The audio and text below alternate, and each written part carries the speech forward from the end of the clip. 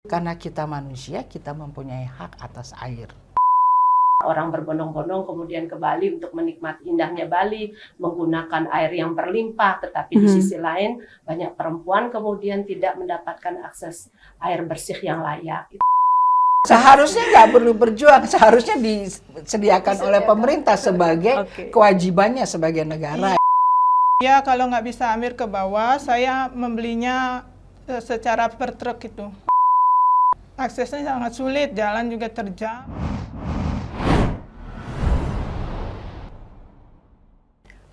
Om Swastiastu. Halo Tribunar, saya Wahyuni Sari. Hari ini kami semua di sini akan membahas terkait satu topik, yakni mengakhiri ketimpangan ekonomi dan pemiskinan perempuan. Nah, di sebelah saya ini sudah ada 3 narasumber perempuan yang sangat luar biasa dan akan saya perkenalkan satu persatu. Di sini ada Ibu Titi, halo. Jadi Ibu Titi ini adalah perwakilan dari Aksi for Gender, Social and Ecological Justice.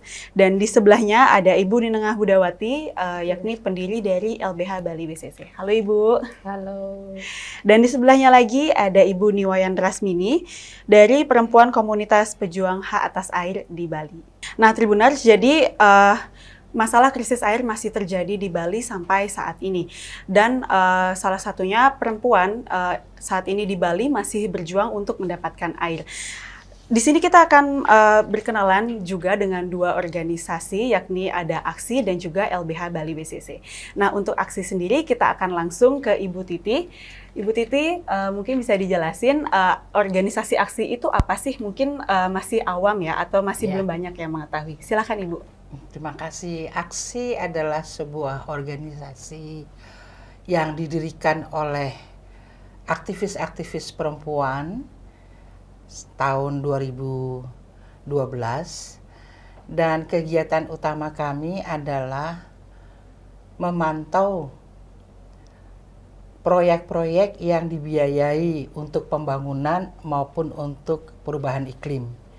Dibiayai baik oleh lembaga-lembaga keuangan internasional maupun oleh negara sendiri. Jadi kami melihat sejauh mana proyek-proyek yang mengatasnamakan pembangunan maupun proyek yang mengatasnamakan menangani masalah perubahan iklim, apakah betul-betul proyek-proyek tersebut menguntungkan masyarakat, membantu masyarakat yang mengalami persoalan, atau justru menimbulkan persoalan bagi mereka. Itu kegiatan utama kami. Oke, siap kalau gitu. Nah, kalau kita udah kenal sama Aksi, next kita bakal kenalan sama LBH BCC atau Lembaga Bantuan Hukum Women Crisis Center yang didirikan langsung oleh Ibu Ninengah Budawati. Mungkin Ibu bisa dijelaskan LBH BCC itu apa sih kira-kira? Ya, LBH Bali BCC adalah Lembaga Bantuan Hukum Bali Women Crisis Center yang didedikasikan untuk korban-korban kekerasan perempuan dan anak di seluruh Bali. Itu didirikan juga tahun 2012 juga sama Mbak Titi. Ya? Jadi didirikan oleh 2 pengacara dan 1 orang biasa, itu latar belakangnya arsitek tetapi punya dedikasi untuk perempuan dan anak di Bali. Jadi kami juga melakukan advokasi kebijakan terkait perempuan anak, kemudian juga pendampingan hukum, pembelaan, sampai pada ekonomi kreatif dan juga pelatihan-pelatihan seperti paralegal gitu. Oke, siap kalau gitu. Nah, kita kan udah berkenalan ya sama 2 organisasi hebat yang sangat membantu perempuan selama ini, ada Aksi dan juga LBH WCC. Nah, untuk lebih mengerucut lagi, kita akan menanyakan langsung nih sama Ibu Titi terkait hubungan atau korelasi kausalitas sebab akibat persoalan ketimpangan ekonomi gender dan feminisasi kemiskinan yang dihadapi oleh perempuan saat ini. Itu seperti apa sih kira-kira, Bu? Persoalannya cukup rumit. Jadi kalau kita melihat situasi yang ada, ini merupakan jalinan antara cara pandang patriarkis yang mengutamakan pandangan-pandangan dari sang patriark penguasa, dan juga kepentingan-kepentingan globalisasi yang dimasukkan lewat cara pandang neoliberal, yang mungkin neoliberal itu kita bisa kenal ketika ada krisis ekonomi tahun 1977, di mana Indonesia dipaksa oleh IMF untuk menyehatkan ekonomi Indonesia dengan cara-cara misalnya pemotongan subsidi kesehatan, subsidi untuk pendidikan, dan seterusnya. Dan juga membuka Indonesia untuk masuk ke dalam pasar bebas, di mana persaingan menjadi persoalan utama karena kekuatan ekonomi berbeda-beda. Kemudian yang juga sangat berkaitan dengan persoalan air yang kita sedang bahas di Bali saat ini adalah swastanisasi, privatisasi air yang mengatasnamakan efisiensi penanganan air, tetapi ternyata setelah diprivatisasi hasilnya tidak jauh-jauh beda dengan sebelumnya. Dan juga deregulasi di mana banyak sekali peraturan-peraturan yang dibuat adalah untuk menguntungkan proses-proses perdagangan bebas dan privatisasi. Nah, cara sistem ekonomi itu yang didesak, itu salah satunya juga. Dan hal yang lain yang juga kita bisa lihat, salah satu aspek yang mempengaruhi kemiskinan adalah otoritas negara yang menggunakan kekerasan dalam memaksakan proyek-proyek yang mengatasnamakan kepentingan masyarakat, atau dalam proyek yang kami lihat perubahan iklim, tetapi sebetulnya justru memicu perampasan lahan, memicu perampasan sumber daya air, hutan, dan seterusnya. Nah, jalinan aspek-aspek ini sebetulnya yang memicu, meningkatkan kekerasan, dan meningkatkan keterbatasan dari peluang perempuan untuk bekerja di luar, kalaupun bekerja di luar mendapatkan upah yang lebih rendah. Dan akhirnya itulah yang kita bisa lihat, perampasan lahan menggusur masyarakat dan perempuan. Nah, feminisasi kemiskinan ini merupakan proses-proses di mana makin banyak perempuan menjadi miskin, dan kemiskinan perempuan itu diikuti oleh kekerasan terhadap perempuan. Karena itu disebut feminisasi kemiskinan. Oke, siap kalau gitu. Nah, kalau untuk realitas sendiri di lapangan tuh seperti apa sih kira-kira Bu Titi terkait ketimpangan gender, ekonomi, dan pemiskinan perempuan kalau di konteks nasional? Konteks nasional kan artinya kalau nasional kan negara ya. Iya, betul. Sebetulnya kalau kita lihat ya konteksnya banyak cerita-cerita seperti ibu ini yang mengalami kesulitan air. Nanti kita bisa dengar, atau kita bisa lihat banyak proyek-proyek infrastruktur yang menggusur masyarakat, proyek-proyek disebut energi bersih, tetapi secara secara ekologis dan sosial tidak berkelanjutan. Misalnya geotermal, merampas tanah masyarakat, mengambil sumber daya air masyarakat, kemudian polusi yang menyebabkan tanaman pertanian masyarakat menjadi tidak menghasilkan. Nah, itu semua salah satu contohnya. Kita bisa melihat banyak proyek-proyek seperti itu. Proyek-proyek misalnya sawit, itu juga banyak melakukan penggusuran. Kalau kita lihat banyak sekali proyek-proyek seperti itu yang memang kelanjutannya pada gilirannya perempuanlah yang mengalami beban yang makin berat. Oke, berarti perempuan sangat berdampak ya Bu ya di balik itu semua. Tentunya ya. Oke, siap. Nah, kalau untuk selanjutnya ini saya mau tanya ke Ibu Buda. Ibu, kalau realita di lapangan ketimpangan gender dan ekonomi serta pemiskinan perempuan khususnya itu di Provinsi Bali itu seperti apa sih Bu untuk saat ini? Kami melihat misalkan kalau di tataran kami melakukan upaya pendampingan atau pembelaan dalam mekanisme perempuan mencari keadilan gitu misalkan, karena kami basicnya adalah hukum, sering sekali kemudian mereka ketergantungan ekonomi begitu karena terkondisikan seperti itu. Bali juga kemudian kita lihat bagaimana perempuan kemudian yang tidak memiliki harta tata Kemudian saat terjadi perceraian, kemudian dia kehilangan arah untuk mekanisme dia membiayai kehidupannya kelak begitu. Dan juga kemudian harta gunung ini juga laki-laki Bali merasa itu adalah haknya gitu. Dimana kemudian kalau tidak diperjuangkan oleh perempuan Bali, dia pulang dengan telanjang sebenarnya bertelanjang benar begitu, kita bisa asumsikan gitu.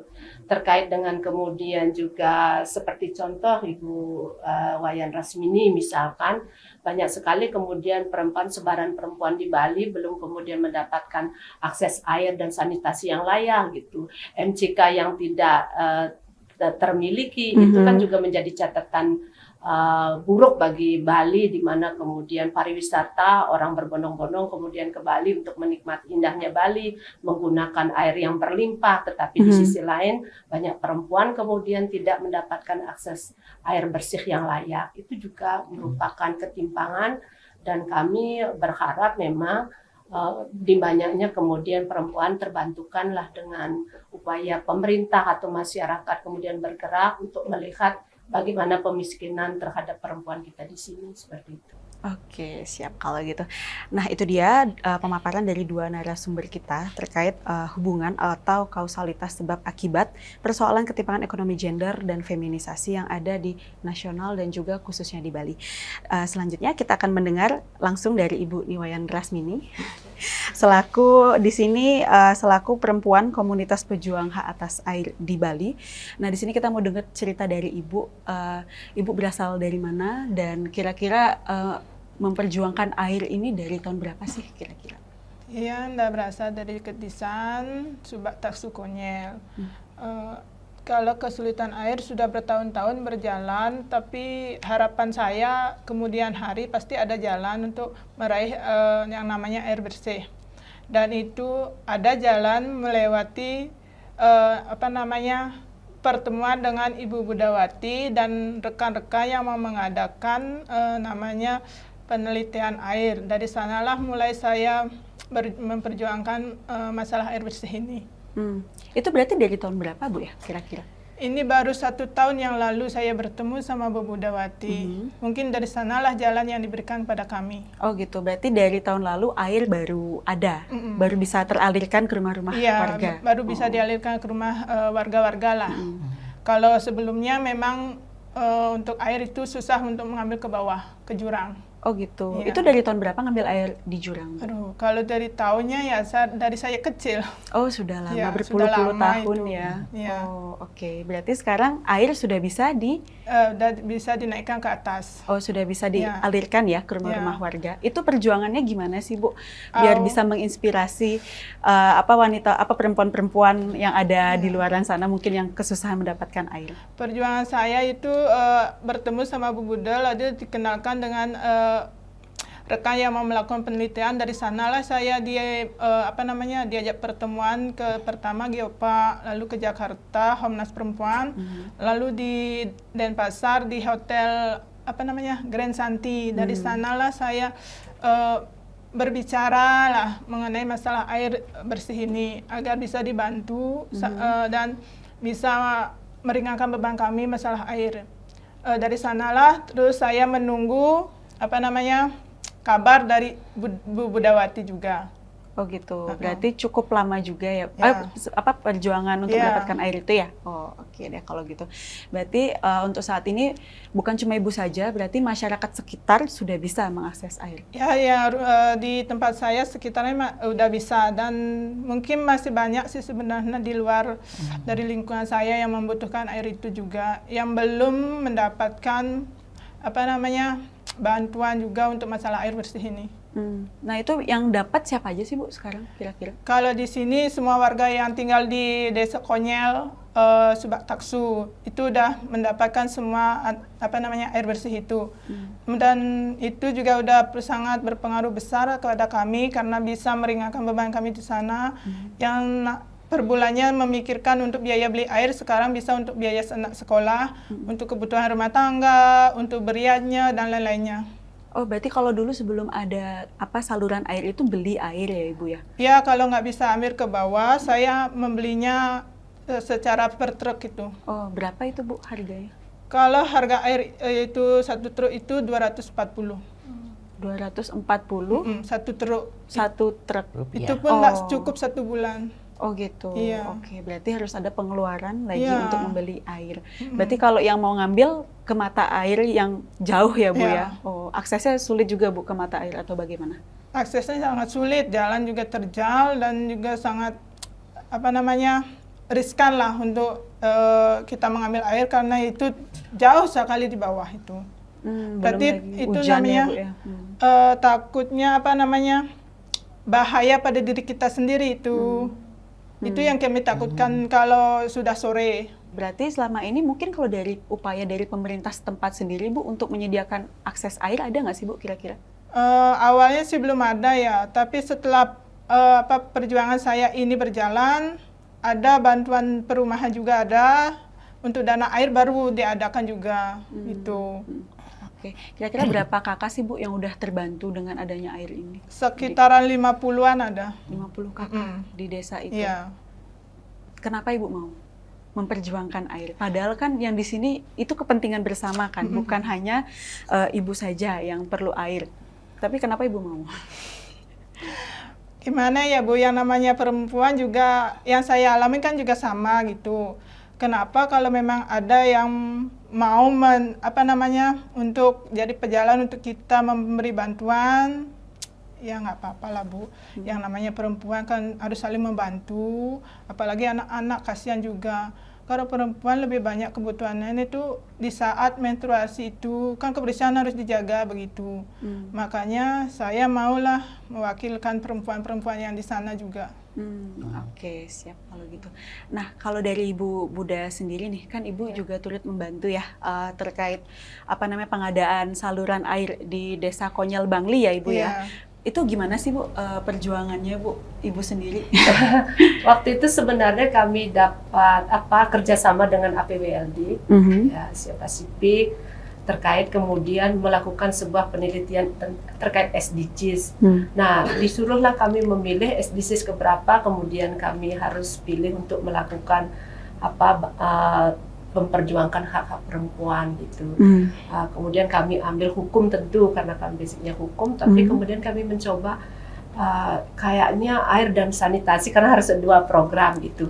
Tapi kami berpikir juga banyak pertanyaan ke kami, mengapa kemudian LBH Lembaga Bantuan Hukum apa urusannya dengan air begitu. Tapi setelah dicek, kemudian kami juga sebenarnya kan Bu Rasmini dari 2016 tuh jadi komunitas kita. Terus mengeluhkan memang tentang air dan kami pikir ini momen yang tepat ya kalau kita kemudian bahu-membahu untuk berjuang. Sebenarnya itu adalah program di luar nalar kami karena mungkin lah itu bisa dibantu karena kami sudah bertemu dengan mem-FGD-kan ini di dalam programnya APWLD dengan para stakeholder Kabupaten Bangli. Sampai yang hadir itu waktu itu udah Wakil Bupati Bangli, kami undang DLH, PDAM, PU semua, Dinas Kesehatan gitu karena dia juga berefek kepada kesehatan sanitasi itu kan, tidak punya MCK. Kemudian PDAM mengatakan bahwa rasanya itu tidak gitu, itu program yang sangat jauh lah nanti. Sangat gitu. mustahil mungkin ya untuk diwujudkan. Ya, tapi kami bermimpi untuk itu bersama ibu-ibu komunitas kami, terutama Bu Rasmini. Siap berjuang ibu-ibu, siap diwakililah Bu Rasmini gitu. Ayo kita mencoba. Dari penelitian APWLD inilah kami kemudian petakan memang ternyata selain Ibu Rasmini banyak kemudian waktu FGD itu di daerah-daerah Kintamani seberangan tuh banyak yang belum mendapatkan gitu. Itu mimpi bersama. Setelah itu kemudian kami lagi-lagi kemudian di mana pendanaan yang bisa kemudian kita alokasikan gitu dari dorongan APWLD inilah kami mencoba. Akhirnya disambut baik juga oleh Konsulat Jenderal Australia yang di Bali. Kami kemudian juga itu sharing program gitu namanya, bahu-membahu bersama masyarakat. Masyarakat gotong royong benar-benar memang turun terjun ke lapangan, baik perempuan, laki-lakinya sama seirama bersama timnya LBH Baliwisi. Terwujudlah itu, tapi memang sangat menakutkan karena sebenarnya adalah itu penggalian manual gitu. Kami kan masyarakat tidak punya basic manual. Kami juga tanya kemudian ke PU dan kemana bahwa untuk sumber bor di sana harganya sampai 150 juta. waktunya tidak tentu dan itu bisakah atau tidak belum juga bisa. Kami sampai kemudian meminta restu dari alam dan semua pemangku di sana kami undang. 5 pemangku ya Bu Rasmini bikin banten upacara memohon air. Penggalian 3 meter itu air keluar. Jadi kami bersorak gembira. Ya, itu Astungkara. Ya, akhirnya ada air ya di Desa Konyel. Ya, dan dinaikkan juga, kemudian bahu-membahu, turunnya membawa alat beratnya, aduh luar biasa. Itu perjuangan sebenarnya masyarakat di sana. Kami hanya mendorong dan mendukung bersama aksi. Tentu waktu kita pertemuan di Grand Santi itu juga difasilitasi oleh aksi. Bu Rasmini berjuang di sana menyuarakan apa yang terjadi di daerah. Kalau di Bali sendiri Bu Buddha melihat kira-kira masih ada nggak sih daerah di Bali yang mengalami krisis air, Bu? Banyak, itu di got. Di sebelahnya Bu Asri ini hanya beberapa meter. Masih di desa yang sama? Masih di got desa yang sama sama. Taksu ya. Itu baru satu desa dan masih. Sekarang Sekarang memang banyak pertanyaan, kenapa di Konyel dikasih, saya belum gitu. Tunggu dulu ya, kita akan berjuang bersama, semoga ya. Kalau dari aksi sendiri nih, kalau dari Ibu Titi, nah melihat ternyata Bali dengan daerah pariwisatanya masih ada yang krisis air gitu. Kalau tanggapan dari Ibu sendiri gimana sih, Bu? Kan pertanyaannya adalah yang disebut krisis air itu apa? Apakah airnya tidak ada seperti gurun Sahara, ya kan? Itu kan tidak ada air. Atau airnya ada, tetapi tidak dibangun infrastruktur air itu untuk kepentingan masyarakat, atau memang dibangun infrastruktur air, disalurkan airnya untuk kepentingan yang lain. Jadi masalahnya kita perlu lihat di sini. Kalau Bali, saya ragu kalau dibilang tidak ada air gitu ya. Ada airnya. Hanya saja kemauan untuk menyediakan air untuk kepentingan masyarakat banyak. Itu yang tidak terlihat pada kasus ini. Ibu ini merasa sejak kecil sampai 1 tahun lalu tidak mendapatkan air, padahal air banyak gitu kan. Di tahun ini baru dapat air. Jadi bertahun-tahun kemana airnya? Nah, air itu kan sebetulnya merupakan hak sebagai manusia untuk mendapatkan air. Itu adalah hak. Karena kita manusia, kita mempunyai hak atas air. Nah, hak atas air itu yang harus dijamin pemerintah dan diusahakan oleh pemerintah sehingga semua warganya mendapatkan air bersih dan sehat. Kalau kenyataan yang sekarang, kalau banyak masyarakat yang berteriak krisis air, kita melihat krisis air seperti apa gitu. Nah, pemerintah perlu mengakui bahwa belum maksimal dalam usahanya mensejahterakan masyarakat dengan memenuhi hak-hak mereka atas air yang bersih, atas sanitasi yang layak dan bermartabat secara manusia gitu. Nah, di sini kan perlu diakui ada persoalan dan perlu diatasi persoalannya. Dan prioritasnya itu di mana gitu. Prioritasnya seharusnya kan prioritasnya kesejahteraan masyarakat. Kalau dengar ceritanya kan prioritasnya air untuk hotel, untuk pariwisata. Memang mendapatkan hasil dari pariwisata baik tentunya ya untuk ini. Tetapi kesejahteraan masyarakat tidak boleh diabaikan. Itu yang justru perlu diutamakan oleh pemerintah sehingga yang disebut keadilan sosial bagi seluruh rakyat Indonesia itu menjadi nyata, bukan karena ada program APWLD, bukan karena masyarakat yang berjuang baru mendapatkan air, tidak, seharusnya memang disediakan. Itu yang menurut saya penting gitu kan. Jadi suara-suara yang mengatakan kami membutuhkan air, air kami tercemar, air kami diambil untuk proyek-proyek, untuk hotel, untuk itu segala macam, seharusnya didengarkan. Bukan bukan diusahakan supaya diam gitu. Harus didengarkan sehingga dicarikan jalan keluarnya, didengar persoalannya apa gitu ya. Sehingga cita-cita negara Republik Indonesia ini terpenuhi gitu. Yang sejahtera rakyatnya, bukan perusahaan gitu kan. Oke, Ibu mungkin selain Ibu Wayan Rasmini, mungkin ada perempuan lain nggak sih Bu yang sedang berjuang mengupayakan air yang sedang dibantu oleh AKSI atau LBH? Kira-kira ada nggak? Kemungkinan mungkin ada ya, yang saya tahu kan cuma di daerah saya. Kalau untuk yang di luar saya nggak tahu itu. Kan kalau untuk yang di daerah saya sudah berjuang. Kalau untuk yang di luar, untuk perempuannya harus tetap ada keinginan, ada harapan besar, ya pasti nantinya pasti kalau terwujud dan mendapatkan jalan lah. Oke. Tapi harus perlu berjuang lah. Iya, berarti Nah, itu intinya ya. Iya, itu intinya Kalau ya, nggak harus berjuang. Seharusnya nggak perlu berjuang, seharusnya disediakan oleh pemerintah sebagai kewajibannya sebagai negara gitu ya. Kalau pemerintahnya mau. Berarti Ibu Rasmini ini merupakan salah satu masyarakat biasa Bu ya, bukan dari orang yang memiliki kepentingan gitu ya Bu ya. Benar-benar yang memang memerlukan air untuk kehidupan. Oke.